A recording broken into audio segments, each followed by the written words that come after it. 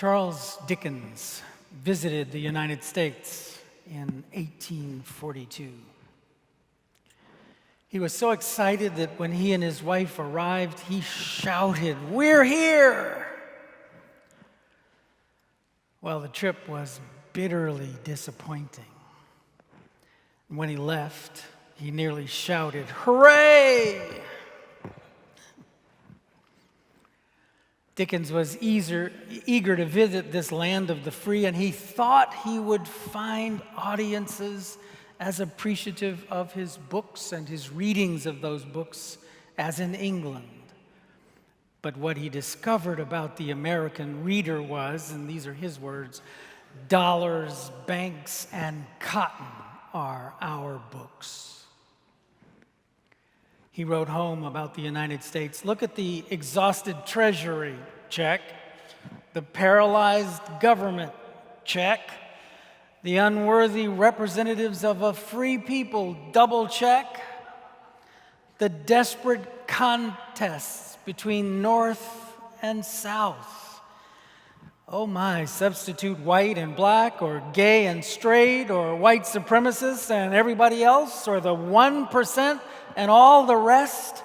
And he's talking about us now.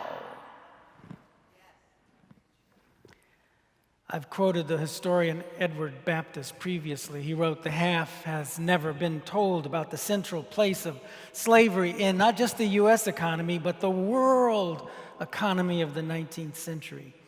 So numerous were newspaper advertisements of runaway slaves that Baptist called them the tweets of the master class." These newspaper ads struck a dissonant chord with Charles Dickens. They were, he said, so coolly read in families as a part of the current news and small talk, as on our evening news, or as if one of 45's tweets went viral. Oh, right, they do. So maybe her enslaved name was Mary or Mavis, her left cheek still charred from an iron pressed against her flesh for who knows what, resisting the rape of a master to impregnate her with her third child, raising a hand to block a punch in the face, whatever. In one of these 19th century tweets, maybe Dickens read this one. The master wrote this: "Ran away, a Negro woman and 2 children. A few days before she went off, I burnt her with a hot iron on the left side of her face. I tried to make the letter M." Did you hear that? I didn't read that in the way Dickens described these ads. Again, coolly read in families, part of the current news and small talk. So I'll read it again as it was intended, as it was without doubt read and heard. Ran away, a Negro woman and 2 children. A few days before she went off, I burnt her with a hot iron on the left side of her face. I tried to make the letter M.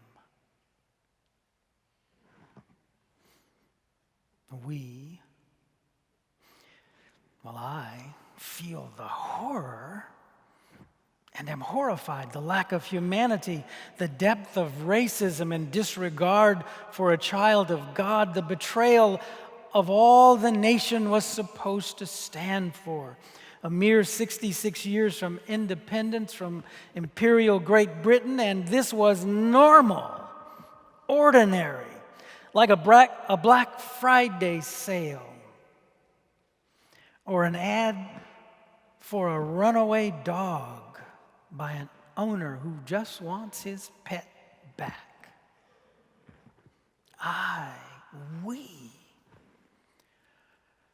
have to stop and see this woman with her burnt face and her 2 children. We have to know they had names the master did not care to offer in this 3-line ad in the local paper. We have to read between these coolly hateful lines the affirmation of hope in her,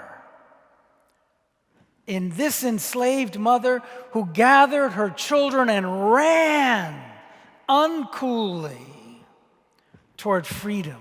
Hope. That's hope. She may seem desperate across these centuries and with what we know she would suffer if she had been caught.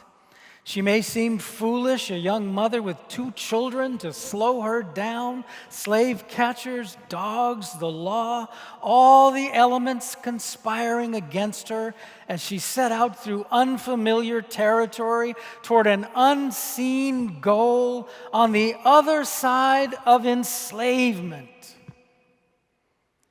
We have to see her. She made room for hope.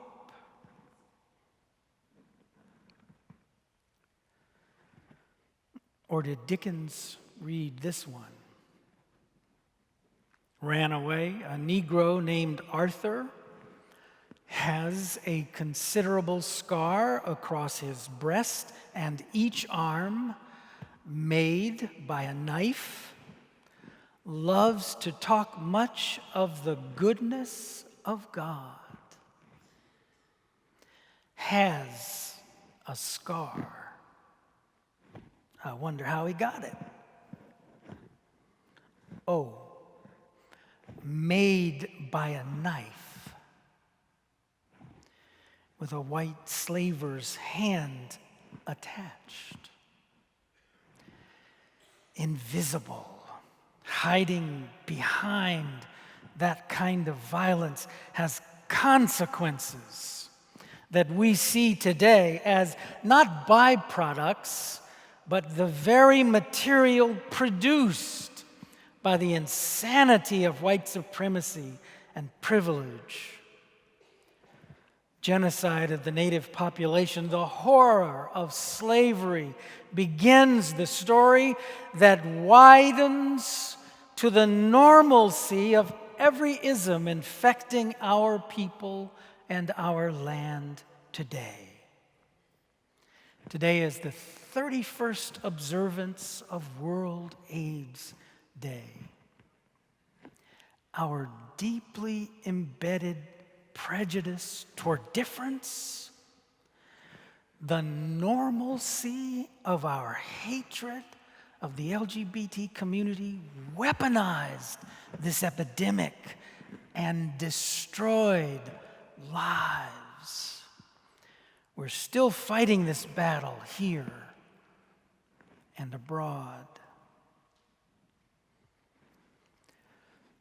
At least he has a name, Arthur, with his terrible scars. Loves to talk about the goodness of God. That's hope. Arthur made room for hope. We have tomorrow before us, bright like a flame, Langston Hughes wrote.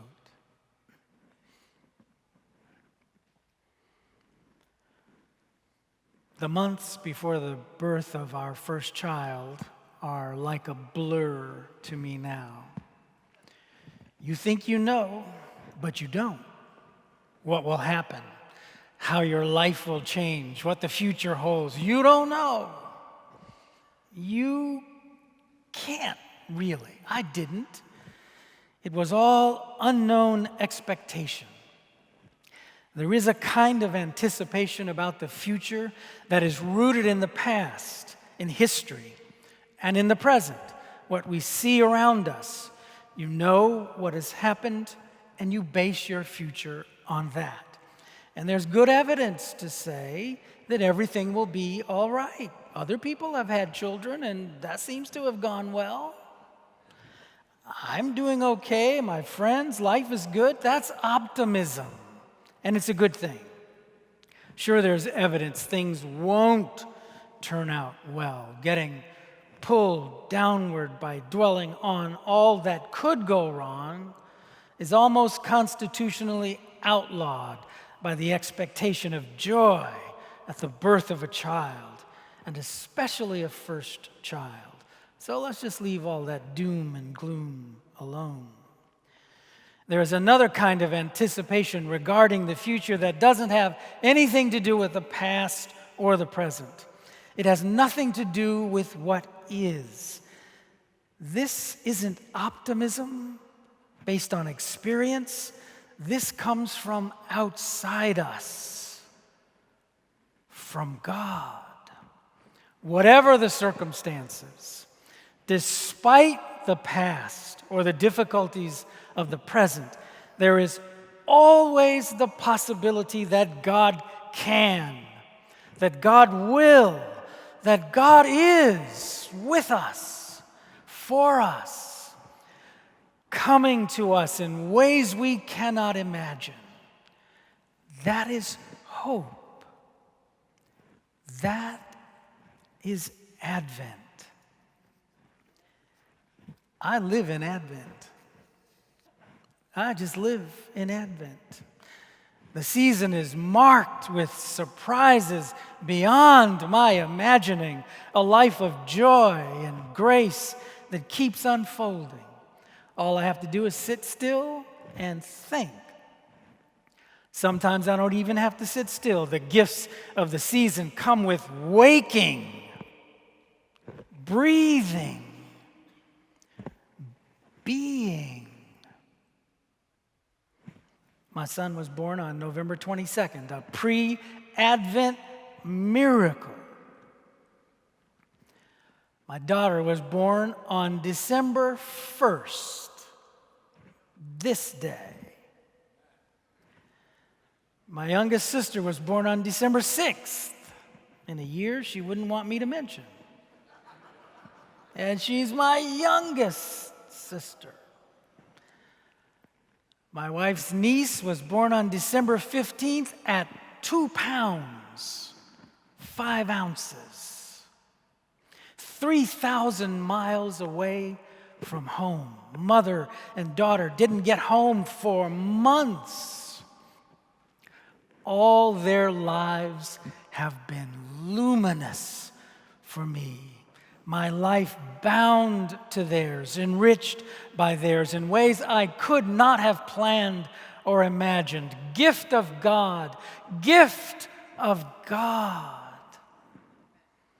And I know this is true for you as well. Whatever your circumstance, if you're sitting here now or listening from some distant state or even nation, you know God's grace as a fact of your life. There is heartbreak in your past. There will be more to come. There may be some circumstance now that is deeply troubling, as there is for all of us, and this world of violence and greed and injustice. You will survive. We can together respond to the threats that imperil our humanity and our planet. At council meeting last Monday, we heard of plans to implement a zero-tolerance waste initiative here at Riverside. That's going to shake us up. We'll be hearing more about this in the weeks and months to come. Whatever the perils, together we can face them. That is Advent. We are alive this Advent, and there is every reason for us to make room for hope for all the world to come. Advent is waiting, active, alert, attentive, open. For 2,000 years now, we've known the season ends, the waiting culminating with incarnation, a child born to us, every bit God with us in our human flesh. Maybe the real drama is that God in Christ is waiting for us to inhabit this flesh, to live out of our humanity fully, to be to one another all that Jesus came to be for us.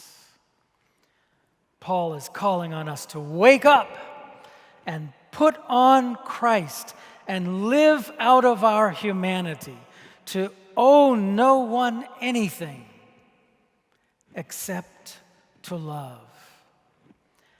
That is the wake-up call of Advent, to make room for hope in every circumstance of our lives and in the life of the world.